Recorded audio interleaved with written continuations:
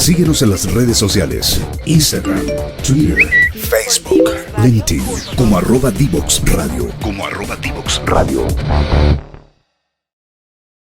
Y bueno, ya estamos de vuelta después de esta primera pausa musical. Fernando lo dijo, cuando partimos tenemos de regreso a nuestra segunda invitada del programa, Aysén Echeverry. La gracia de tener una tremenda invitada, además de sus jinetas, es que en ambas oportunidades ha estado recientemente nombrada, la vez anterior en ANID, hoy día en el Consejo Nacional de Ciencia, siempre digo mal el nombre en realidad, pero el CTCI, ¿cierto? Consejo Nacional de Ciencia, Tecnología, Conocimiento e Innovación, ahí está. Sí, oye, horrible presentador y la verdad es que por el contrario, muchas gracias Aysén por estar de vuelta con nosotros, bienvenida a Legal Lab aquí en Divox Radio y un gusto tenerte de vuelta, gracias por tu generosidad de estar recién asumida a fin de año y compartiendo una hora con nosotros. No, al revés, Pablo y Fernando, gracias por invitarme. Yo había venido en mi cargo de directora de la NID y lo pasé súper bien en la entrevista, así que cuando me dijeron de nuevo, al tiro de nuevo, porque sé que vamos a pasar un momento grato. Oye, y la primera pregunta para todos aquellos que no entendieron lo que traté de decir, cuéntanos qué es el Consejo y cuál es la misión del Consejo. Porque además ha cambiado de nombre y creo que la confusión también va un poco por eso. Sí, de todas maneras, el Consejo es una instancia que ha estado en constante evolución desde su creación en el 2005-2006, me van a retar, no me sé la fecha, pero el Consejo es parte de la institucionalidad de CTCI, es un consejo asesor del presidente de la República, y lo que el Consejo hace es generar las estrategias que a su vez orientan a las políticas para el desarrollo de la CTCI, pero sobre todo para que la CTCI contribuya de manera efectiva al desarrollo del país. Entonces, esto tiene una historia que partió con el presidente Lago, que creó lo que en ese minuto se llamó el CENIC, el Consejo Nacional de Innovación para la Competitividad, basado en esta idea revolucionaria en ese entonces de que la innovación podía contribuir a la competitividad. Eso en algún minuto fue una idea revolucionaria, hay que acordarse. Después se transformó en el Consejo Nacional de Innovación para el Desarrollo, porque también en algún minuto fue revolucionario decir que no bastaba solo con crecer y ser competitivo económicamente, sino que teníamos que pensar en criterios de inclusión y de sustentabilidad, porque finalmente el crecimiento no era porque sí, sino que era para avanzar en el desarrollo. Y hoy día, con la creación del Ministerio de Ciencia, pasó a llamarse el Consejo Nacional de Ciencia, Tecnología, Conocimiento e Innovación, pero mantiene esta lógica de Consejo Asesor Presidencial, de generar estrategias de largo plazo que de alguna manera orienten cómo vamos desarrollando las capacidades de CTCI y cómo vamos conectando estas capacidades a las distintas áreas del quehacer nacional. O sea, del momento en que empezamos a hablar de la CTCI para el desarrollo, ya no es solo investigación, sino que es entender fenómenos, comprender cómo funcionan los ecosistemas, cómo impactan las ciencias sociales, qué tiene que decir la arte y la humanidad respecto a la democracia, y en el fondo todas las áreas del quehacer nacional de alguna manera son tocadas por la CTCI y nosotros generamos las estrategias para que esa conexión funcione hacia adelante. Hola Aysén, ¿cómo estás? Felicitaciones realmente por tu nombramiento. Lo hemos conversado con Pablo, de hecho, en otros programas y lo hablamos a título bien personal.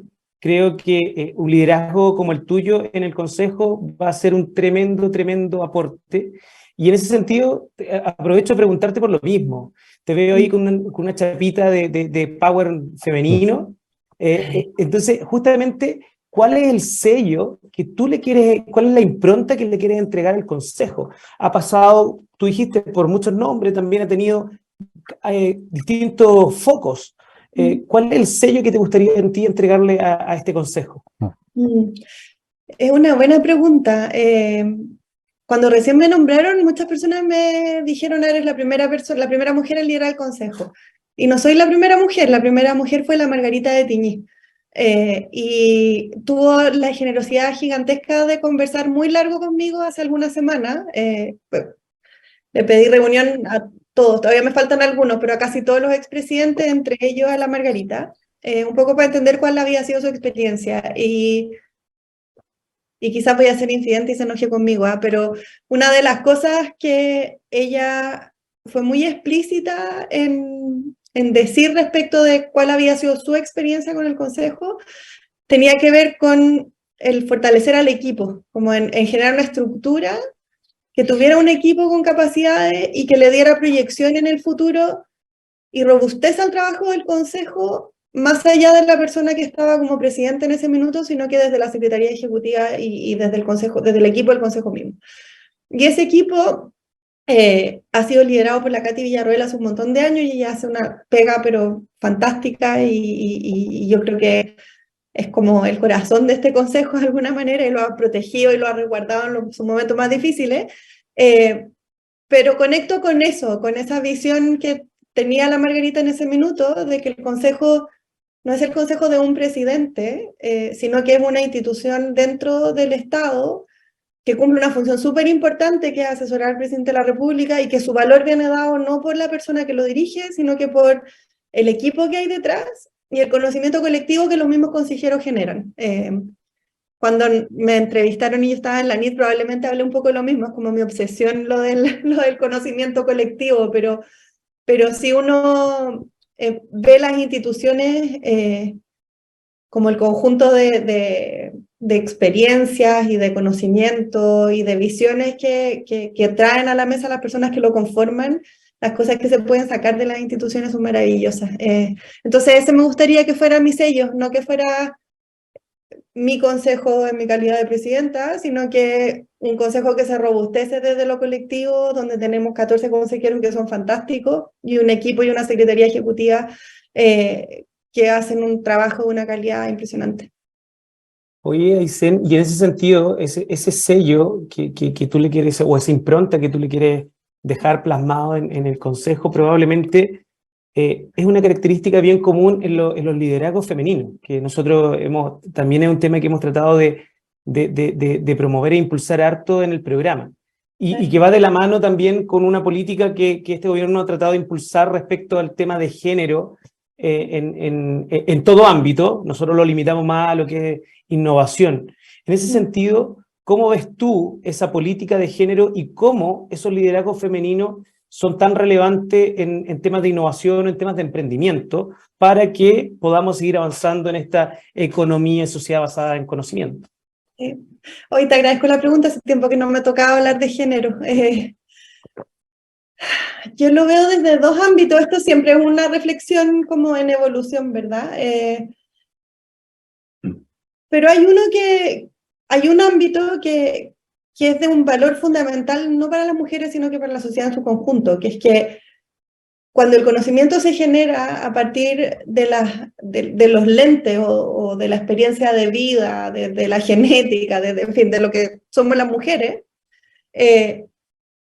y desde lo que son los hombres, y desde otras miradas también, porque hoy día ya tenemos que hablar de hombres, mujeres y otras categorías también, pero cuando tú tienes diversidad de miradas en la generación de conocimiento, ese conocimiento realmente puede responder a lo que la sociedad hoy día es y necesita. Cuando el conocimiento se genera solo desde una mirada, es parcial, es insuficiente y genera desigualdades. El ejemplo que es como ya histórico, uno no tiene que cansarse de repetirlo, es el diagnóstico de los infartos. Probablemente lo conocen, pero las mujeres se morían más de infarto al miocardio y nadie entendía por qué, y la razón es porque la sintomatología es distinta y no estaba documentada porque nunca se había estudiado en mujeres. Y lo mismo pasa cuando hablamos de otros grupos, o sea, no sé, las personas negras en Estados Unidos, que la investigación es hecha principalmente por hombres blancos y eso genera desigualdades de otra naturaleza. Y eso pasa mucho con el género. Y si lo llevamos al ámbito no de las ciencias biológicas, sino que como desde el acceso al conocimiento, el ejemplo de Wikipedia yo siempre lo doy porque es brutal. Wikipedia se construye en torno al aporte que hacen wikipedistas de todo el mundo, que aportan contenido y moderan el contenido que tiene la plataforma. Y hoy día todos recurrimos a Wikipedia para hacernos de conocimiento respecto a algunas cosas, y el que no es porque está mintiendo, porque lo hace igual. Todos vamos a Wikipedia. Pero cuando ese conocimiento está construido, no me acuerdo la cifra ahora, pero eran como un 80% por hombres, es una generación de conocimiento que invisibiliza la visión de las mujeres en torno a ese, en el fondo, ese conocimiento colectivo. Había un estudio precioso, que no me voy a acordar la fuente ahora, pero si me acuerdo después se los mando, que mostraba cómo las biografías de mujeres destacadas en Wikipedia, en términos de número, era infinitamente menor que la de los hombres, incluso en periodos como recientes de la historia, donde tenemos un número casi equivalente de mujeres que son destacadas en distintas áreas. Y eso tiene que ver, de nuevo, con que si no tenemos una generación de conocimiento que es diversa, estamos perpetuando inequidades en todos los espacios de la vida. Entonces, me fui por otro carril, pero ustedes me dijeron que esta era una conversación desordenada. Sí, así que sí. y eso para el Consejo, y ahora sí lo llevo a este espacio, es fundamental, porque el Consejo tiene que generar estrategias, y esas estrategias tienen que tener una mirada a largo plazo y tienen que orientar políticas públicas y asesorar al presidente. Si es que nuestra construcción de estrategia no es diversa y no considera los diversos puntos de vista y no incorpora a las mujeres, la asesoría que estemos dando va a ser insuficiente, va a ser parcial y va a perpetuar situaciones de inequidad, que es lo que queremos evitar. Oye, yo tenía una pregunta que era en relación a cuáles ves tú que son los principales desafíos como políticas para promover y proponer como asesora del presidente. Y justo mencionaste algo que fue como bien clave. Una de las primeras pegas que me tocó cuando partí, bueno, ya un par de años trabajando, fue en ese tiempo el Foro Global de Biotecnología de Concepción, en el año 2004, donde el presidente Lagos justamente hizo una serie de anuncios que parten con todas estas políticas. Y entre esas, una cosa que mencionó, que quedó súper latente, no es que tenga una memoria, es que él decía en esa época la inversión en I+D era aproximadamente el 0,41% del PIB, y dijo esto en el corto plazo lo vamos a superar y vamos a llegar en el corto plazo al 1%. Y entiendo que es un poco conocido de que si bien estamos hoy día muy bien en los rankings de innovación a nivel latinoamericano, liderándolo, creo que incluso retrocedimos al sincerar la cifra un par de años atrás, y el presidente Boric se puso como meta para el próximo año llegar al 1%. ¿Cómo ves ahí dónde están las tuercas que se tienen que apretar para que eso ocurra? ¿O cómo ves ese desafío? Larga la pregunta, disculpa. No, es una buena pregunta, una pregunta respecto a la cual yo no tengo respuesta, así que la voy a ¿Cómo responder construimos, directamente. cómo lo hacemos entre todos? Porque yo creo que entre todos construimos eso. Exacto. Y en ese entre todos, el Consejo tiene un desafío que es importante y que es el espacio desde donde contribuimos a esa conversación y a esa discusión, que es el de generar estos puentes, ¿verdad?, entre lo que la CTCI pone a disposición y lo que las distintas áreas de la sociedad requieren. De lo que requieren y de lo que no saben que requieren, que es el espacio del Consejo y que es el desafío importante. Hoy día la CTCI no solo es en función de las necesidades del país, sino que el rol del Consejo es generar los espacios de conversación y de reflexión que nos permiten anticiparnos y pensar qué es lo que va a necesitar el país en 10 años más, en 15 años más, en 50 años más, y cómo preparamos las capacidades locales para que puedan responder a tiempo a esas cosas que van a ocurrir. Esa mirada de futuro y de estrategia es lo que le ha dado sustento y sustentabilidad también a las políticas de CTCI a lo largo de los años. Y hoy día ya vemos cómo se van acumulando capacidades, ¿verdad? Ya tenemos un número importante de doctores, siempre faltan, pero hay. Tenemos centros que están funcionando, capacidades de investigación, tenemos los hubs, las OTL, hay piezas que hoy día existen, tenemos emprendimientos de base científica tecnológica que están logrando abrir en mercados internacionales. Eso ha ocurrido como una sumatoria de elementos que responden a una estrategia, que es la estrategia que ha planteado el Consejo desde su origen. Nosotros tenemos el desafío de continuar eso, de pensar, bueno, dado el estado de desarrollo en el que estamos ahora y las tendencias globales, ¿qué viene mañana? ¿Qué viene en 10 años? Y cómo eso se transforma en fortalecimiento de capacidades locales, es lo que toma el Ministerio y lo ejecuta en el fondo.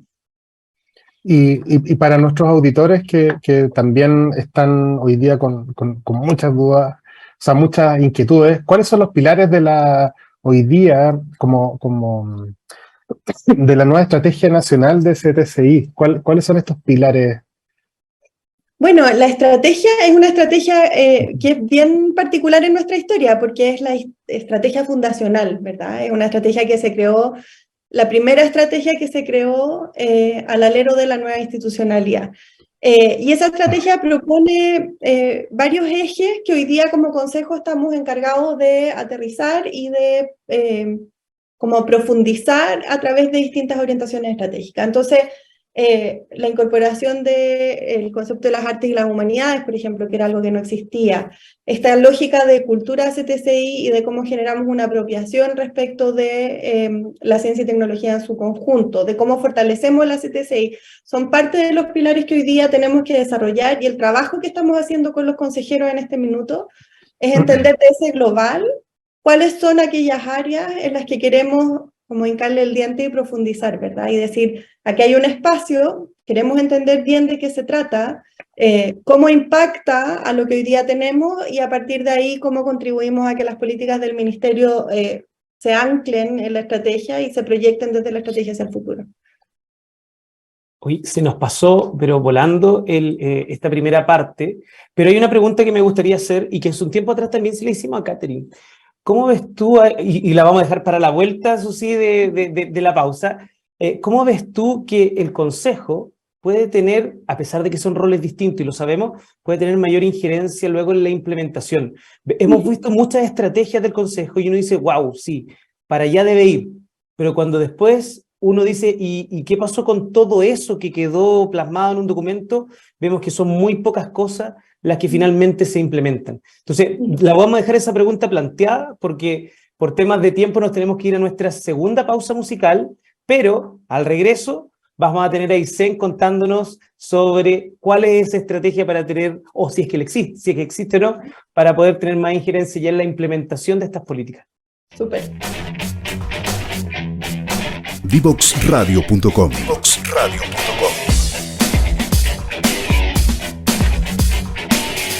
Conversaciones que simplifican lo complejo.